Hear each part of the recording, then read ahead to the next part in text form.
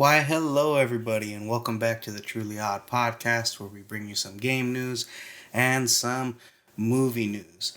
Now, I don't know if you guys have noticed, but we have a new thumbnail, and I want to send a shout out and a big thank you to X92 for helping us out with this thumbnail. He said he's going to be developing another one for us, but if you guys can, give him some love. I'll be putting his Instagram in the description down below. Go ahead and give him a follow and check out some of his artwork and some of his content. He's really good at what he does, and I just want to say I appreciate him for helping us out today with that thumbnail, and hopefully we can collaborate on other things in the future. But yeah, guys, let's go ahead and jump right into it today. Our first gaming topic of the day is Xbox boss says he's no longer trying to move PS5 players to Xbox. Now, I have this article in the description down below. It's from GameSpot. But in general, what the CEO is saying is that he feels that it is no longer his job or no longer their responsibility to get players to go to Xbox, and it's better to share the games on all the platforms. It's a super summarization. I really think that Phil Spencer, while he's done an amazing job with Xbox, I feel like he's very out of touch with the actual gaming community. And the reason I say that is because the truth is, and I've been preaching this for a while, but the truth is they need to make their Xbox games exclusive to Xbox. Yes, it's a problem that not every player and every person will get to play their games, kind of how PlayStation is. But it gives it its own, I guess, exclusivity.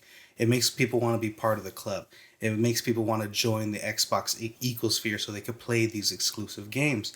And the way he's saying this is more likely saying that he's going to be putting his games on Xbox. And when they do their own showcase to showcase the games, they're not going to only have their Xbox logo saying you can get it on the Xbox store, but they're going to have the PlayStation and Nintendo and everywhere you can purchase these games.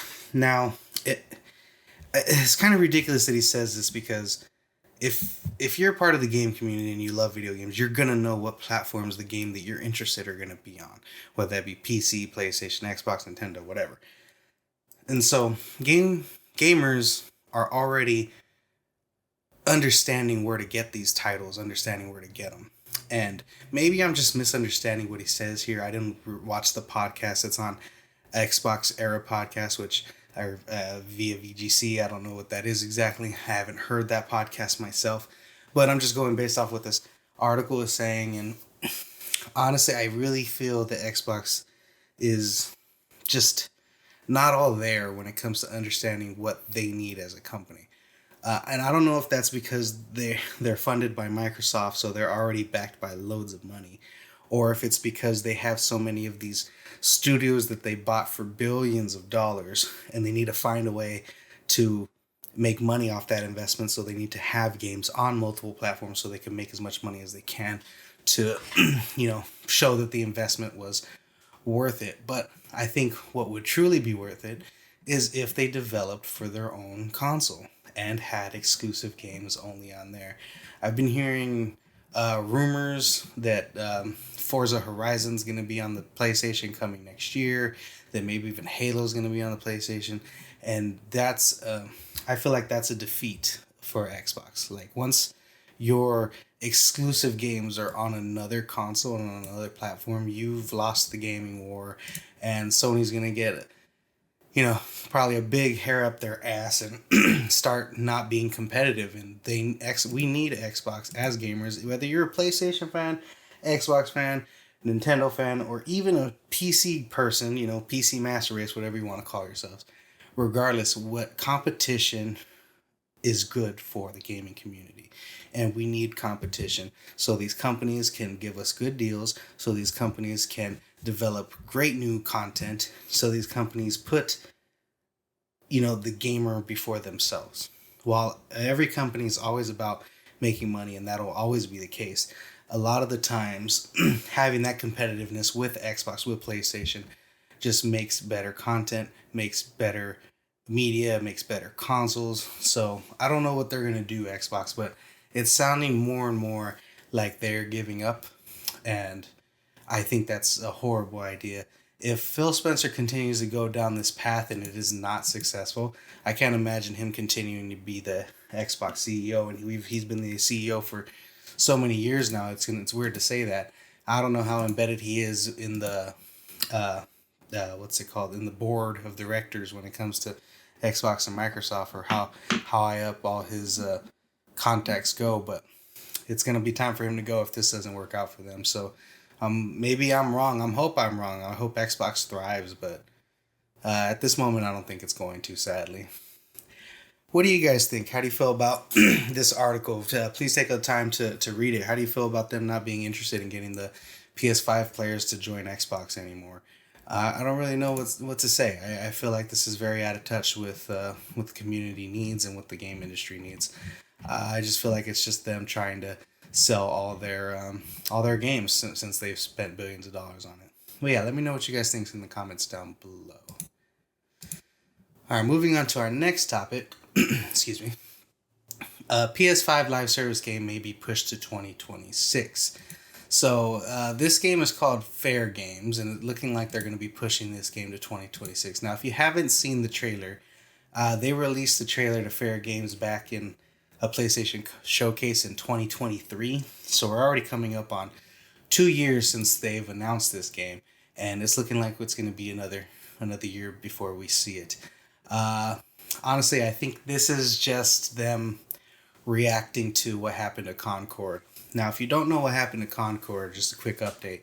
Concord was the quickest live service game that was ever shut down. I believe it got shut down in 3 to 4 days of its release. They refunded players their money. They took the hard copy of the game off the shelves. And I think this was a $40 game, if I'm not mistaken. I can't remember exactly, but it was a big embarrassment and a big failure. And I think PlayStation is now scared. They're walking back certain things as far as when they were doing live service games. I think they thought this was the future of games, and they were trying to get their hats in the game, and it just did not work out for them, which is funny because I think one of their games that is pretty much live service, Helldivers, is doing absolutely phenomenal. But I think Concord was just such a big failure that they're taking a step back for this Fair Game PvP game, and they're double checking to make sure that the release isn't a failure like that one was. Now, if you haven't heard about this game, it's basically like a Payday and Watch Dogs-esque game, and I think it's multiple groups of people doing a heist on billionaires where they take money and you can fight groups to get into the bank vault and stuff like that. So it's like somewhat of a looter shooter, I guess. Payday-esque. So me personally, even after seeing the trailer, I rewatched the trailer before recording this, and it just doesn't seem like a game that very much interests me. But, when I saw the Marvel Rivals trailer, I wasn't interested in that either, and I'm loving that game so far. So who knows? We have to wait and see till the game comes out, but I'm hoping it's not as big of a failure as Concord is, and I'm sure Sony's feeling the same way. So I think this is a good thing for them to, take a moment, double check everything before they release this game. If it's going to be they might make it a free-to-play game. I think initially they wanted to, do what they did for Helldivers, do what they did for Concord, and pay for people to use it. But I think they're realizing that these live service games should probably be a bit free to play. So that's probably what they're going to end up doing with this. But yeah, were any of you interested in Fair Games? Were any of you interested in this type of gameplay? Did you like the trailer back in 2023? Are you disappointed that you're going to have to wait another year for it? Let me know what you guys think in the comments down below.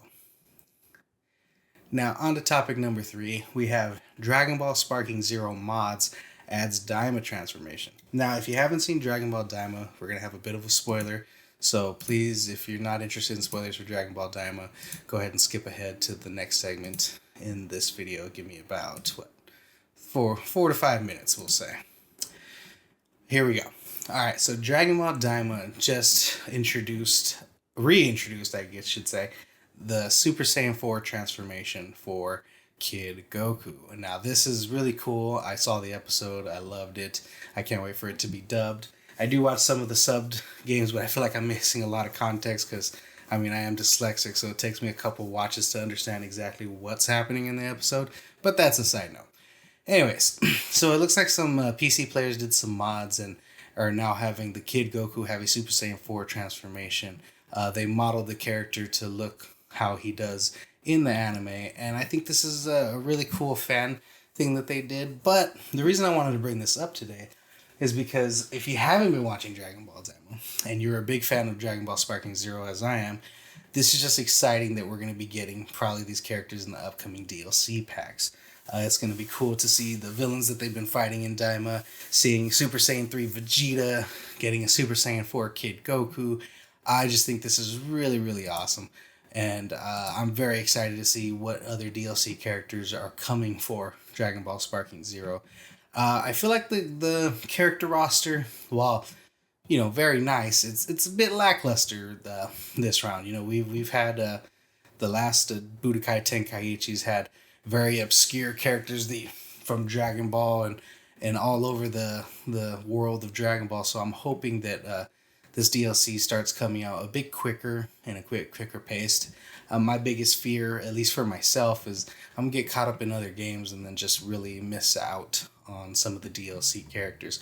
Luckily, I'm doing this podcast now, so I'll probably have my pulse to when things are going to be released so I can take a look at them for myself. But the worry is that, if I wasn't doing this, other players might be missing out.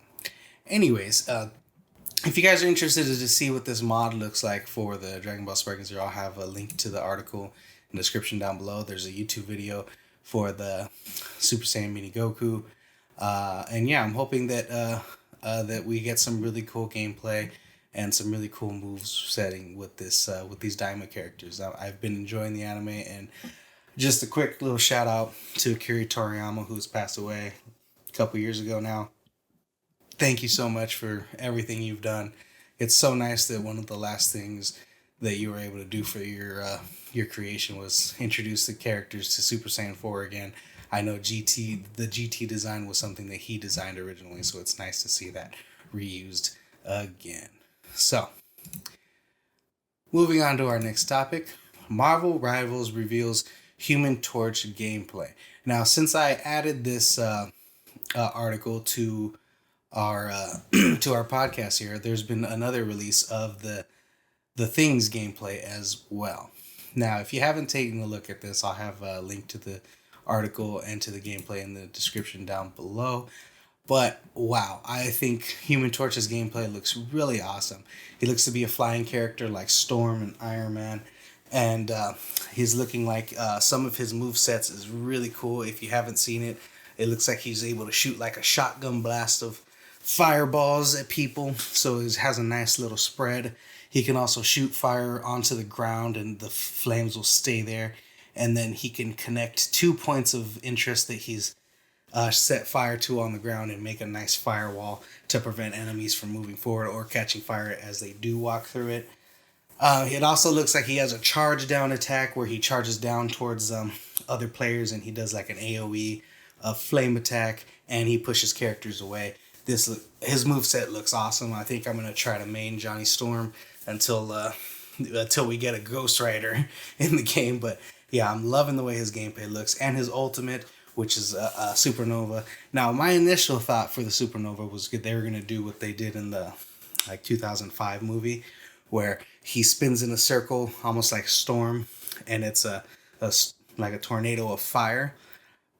Well, I was kind of right on that. What he does is he shoots like his normal fireball, but it ends up being like a fire tornado, kind of how it is on Helldivers, the fire tornadoes that go.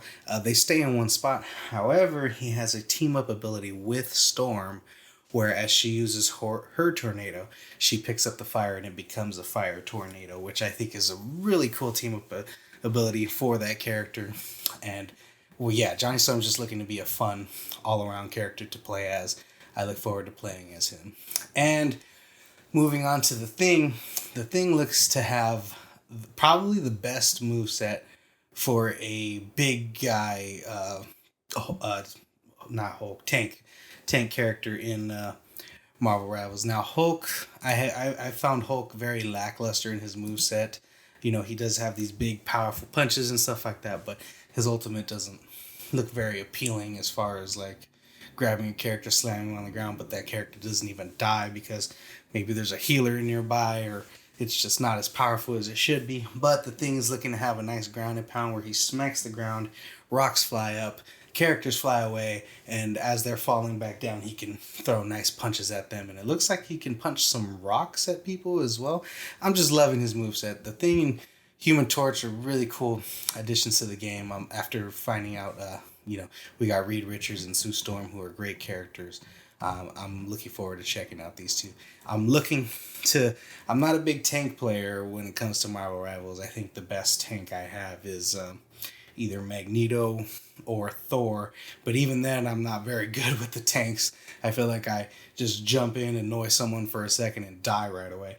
So it's going to be nice to play as the Thing. I think this one seems to be truly a true tank. And if his moveset and everything looks as good as it does and it plays as good as it seems, I really hope that they update the Hulk, because he needs to be just as good, if not more powerful than the Thing is. But yeah, what do you guys think? Are you excited to play the Human Torch and the Thing? Have you seen these gameplay reveals? We should be getting the gameplay for these characters this Friday. So I'm excited to play as these characters. What I'll probably do is on Friday we'll have a podcast, and I'll give you guys a quick review on after playing the characters for a couple hours, just to check them out, so we have a fresh eye and fresh feel for the characters. Moving on to our final topic for games today. It looks like the PlayStation Plus extra games for February 2025 are now available, and here are some of the games. Lost Records, Bloom and Rage Tape 1, Mordora, forgive me if I'm pronouncing that wrong, Saga Frontier Remastered, Somerville, Star Wars Jedi Survivor, Tin Hearts, Top Spin 2K25. Now for me, I didn't play Jedi Survivor, I did play Jedi Fallen Order, so I'm excited to finally check out Jedi Survivor. I've heard good things. I just never got around to playing the game for some reason. So it's nice that now that I'm a premium member, I can play this game and check it out. Any of these games interesting you guys?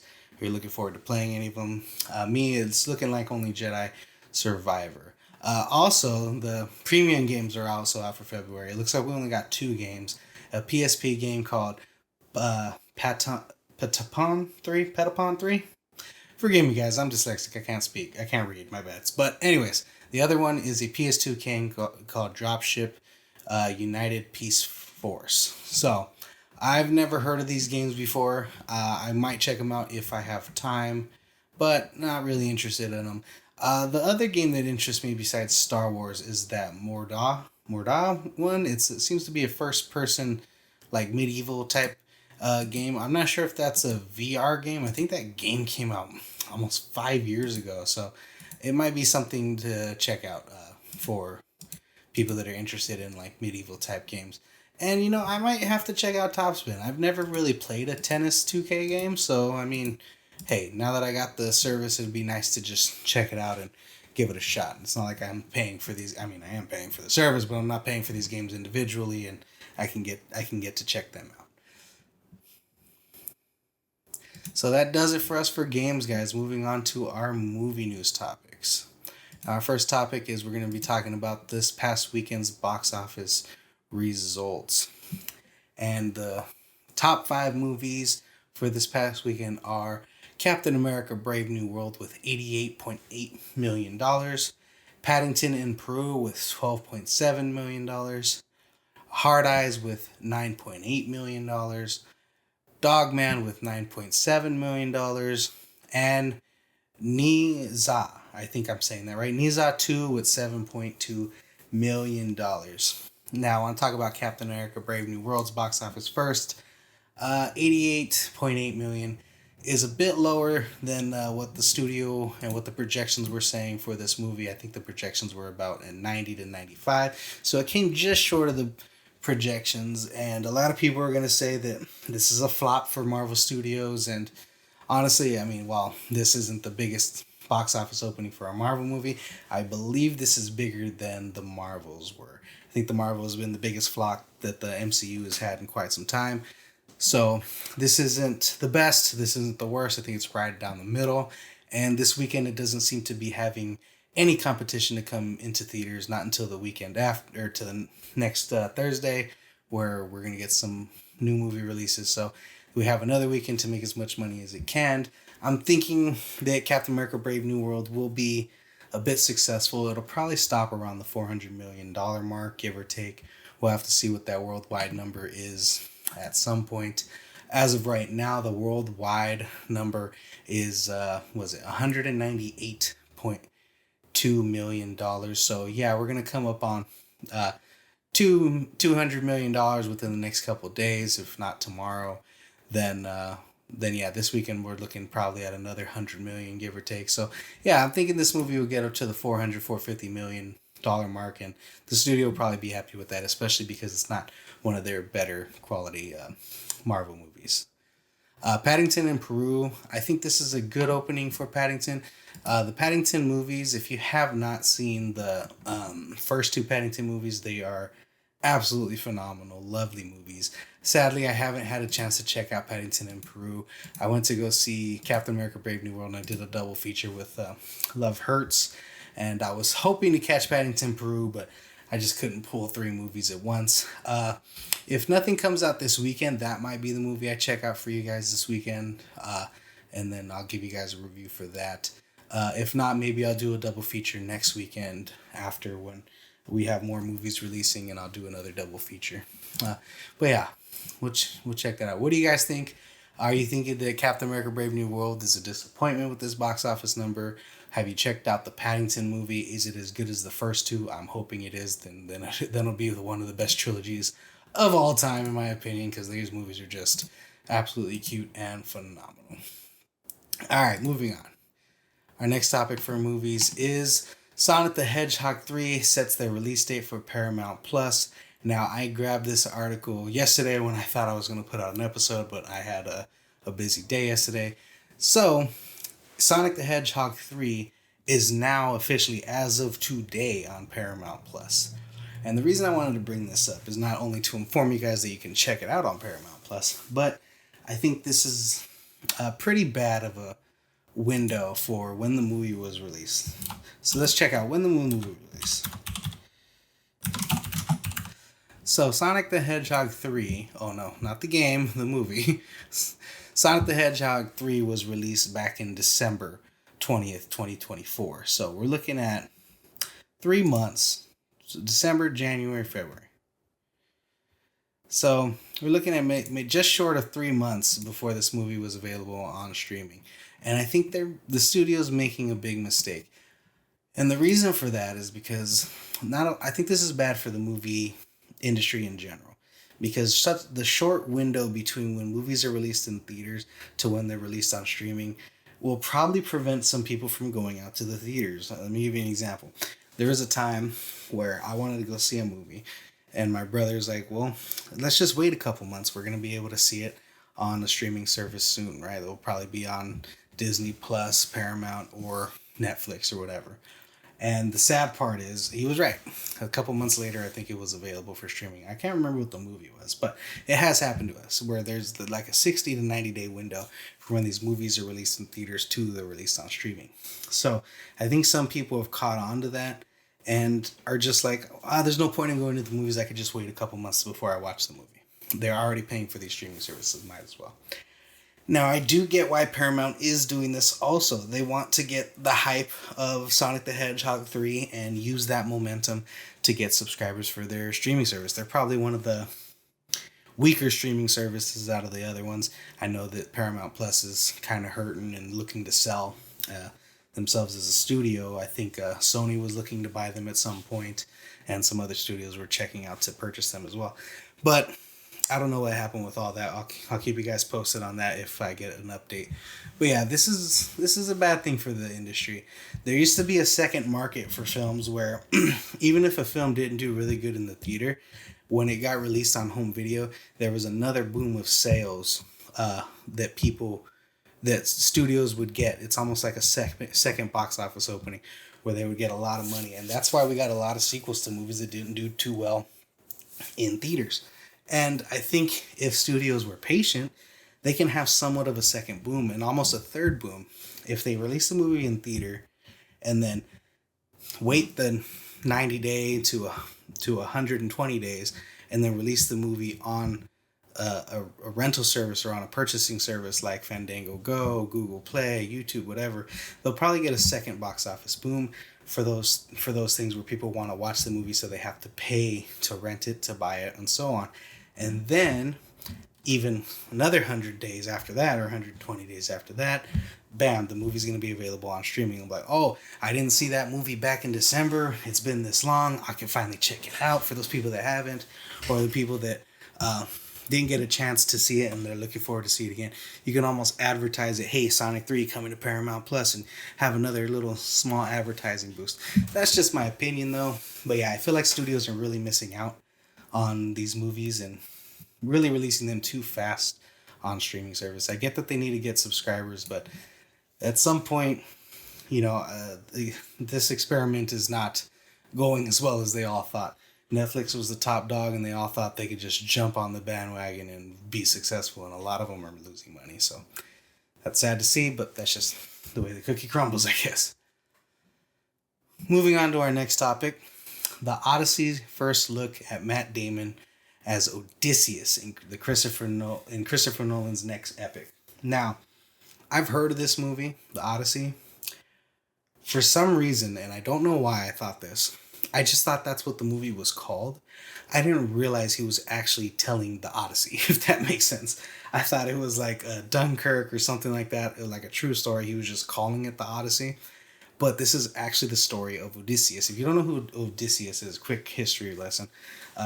The Battle of Troy happened, and Odysseus was one of the kings in the Battle of Troy. He was a friend of, or I'm not sure if exactly he was a friend of Achilles, but yeah, he was part of that story. And the Odyssey is the story of that king returning home and all the things and the shenanigans he went through on along the way, running into a Cyclops and other things and so forth. But anyways, so yeah, that excites me because I really love Odysseus' story on how him returning home. And I did not know Matt Damon was playing the main character. I thought Matt Damon was going to play a secondary character, kind of how he did in Oppenheimer, and I think he was in another Chris Nolan movie. But I like that Matt Damon is playing Odysseus. He's a great actor, so I can't say anything wrong with that. And I'm liking the way that this first image is looking. This movie is looking to have a very stacked cast.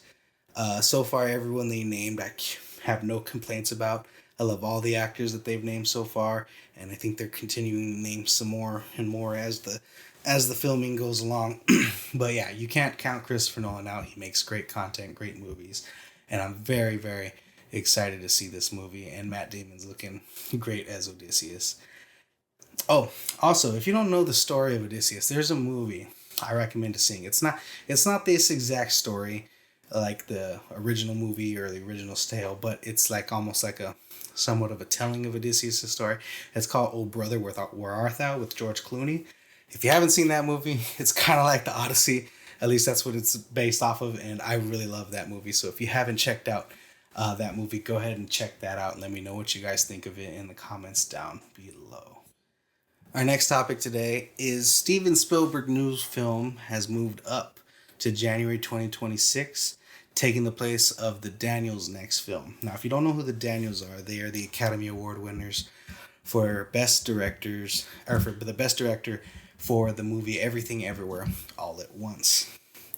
I don't know what this movie of Steven Spielberg's is, and I don't know what the movie of the Daniels is, but this seems to be a big news thing that the Steven Spielberg's movie is moving up to this release date.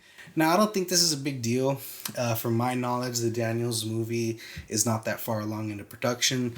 I believe Steven Spielberg's is in pre-production at the moment, so they're probably going to be filming sometime soon within the year, if not possibly already filming some things already. And I don't think the Daniels even have a script yet for their film. So this is typical movie news, studios moving around release dates and stuff to make deadlines and, to benefit everything that they're doing. Steven Spielberg, one of the best directors of all time, probably the best director of all time in my opinion. So I'm sure he'll have his Oscar nominated movie ready to be released at that time. I'm just assuming it's gonna be Oscar nominated because I mean that man just fucking craps perfection. But yeah, also I am interested in seeing the Daniels' next project because I had never heard of them before Everything Everywhere All at Once. So I'm excited to see what they do next. I loved that movie and I loved what they did with that movie. I'm hoping they re-team up with some of the actors like Ki Hu Kwan, which he's a great actor, and I hope they utilize him to the best of his abilities for their next project. But yeah, we'll see. I think this is a big nothing burger, just moving around dates to meet project deadlines and to meet things like that. I don't think the Daniels are as far along with their production as Steven Spielberg is, so I don't think there's anything to worry about necessarily for their project, but we'll have to wait and see. What do you guys think? Are you excited for Steven Spielberg's next project? Are you saddened that you're going to have to wait a little longer for the Daniels' next film? Did you even like Everything Everywhere All at Once like I did? Let me know what you guys think in the comments down below. Alright, on to our last topic of today. And this is movie news for Dune Messiah. So, Dune Messiah is looking to begin filming much earlier than expected. This is very exciting for me. So, if I believe, Dune Messiah was supposed to start filming in probably 2026. We're looking at like a 2027 release date, maybe even a 2028 release date. I'm not exactly sure. But because the director has his story in mind and everything's going along swimmingly, and I'm sure they got all the production needs for these movies that they got from the previous two, that it's much easier for them to move along into production for the next movie. I'm hoping that they start filming by the end of like towards the end or towards the middle to the end of 2025 so we can get a 2026 release date. I think that'd be awesome if we get a late 2026 release date or even a early 2027 release date. But if I'm not mistaken, they haven't announced a release date for it. Let's see here. There it is. So yeah, it looks like the current release date is May 7th, 2026, which is awesome. I was really a bit upset that we were going to wait so long for the next Dune movie, and I honestly wasn't even sure if they were going to do it. If you don't know the books of Dune, then Dune Messiah is a very difficult thing to adapt. I'm not a big book reader, but I have looked at like YouTube videos and checked out the story and the history of the Dune movies because I really love the first Dune movie and the second one. I think they're some of the best movies that have been made in the past couple years, and really, really great films. I think Dune 2 should probably win the Oscar for Best Picture, in my opinion, because it's probably one of the best films made in the past couple years. But we'll have to wait and see how that pans out. Anyways, so yeah, I'm very excited for this update for Dune 3. Dune Messiah, I'm hoping, is going to be just as good, if not better, than the first two. What do you guys think? Are you excited that we're going to get this movie earlier than expected? Probably a year earlier than expected. Were you hoping that they would take their time and actually take the extra year to develop the story and make sure things are correct? Me personally, I think Denis Villeneuve, the director of the first two movies, knows what he's doing. He knows the story he wants to tell, and this guy has done absolutely phenomenal work as a director for these movies. I don't think I've seen a Denis Villeneuve movie that I haven't enjoyed, so I'm loving this. This is just very exciting news for me. But yeah, that does it for today, guys. Let me know what you think about all these news stories down below in the comments, and thank you guys so much for joining me. I will see you all next time. Have a good one.